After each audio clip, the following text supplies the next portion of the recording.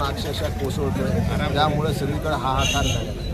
आता तहसीलदार साहेब आहेत, आयुक्त साहेब आहेत, सगळ्या झोपडपट्टी असेल किंवा कॉलनीज असतील या सगळीकडे आम्ही सर्वे केलेले। जवळपास 50% घरे पाण्यात गेली। गेल्या 48 तासापासून या सगळ्या सरगमनगर असेल, धार रोड असेल किंवा इतर सगळीकडे पाणी साचलेलं आहे। अशा वेळेस शासनानं तुरंत मदत करावी। जे काही त्यांचे नियम असतील ते नियम बाजूला ठेवून जास्तीत जास्त मदत शासनाने परभणीकरांना द्यावी अशा प्रकारची विनंती मी सुद्धा करणार आहे। आणि गेल्या 15 दिवसापासून सातत्यानं पाऊस असल्यामुळं राशन खाण्यापिण्याची व्यवस्था सुद्धा या निमित्तानं सरकारनं करावं अशा प्रकारची आमची मागणी आहे।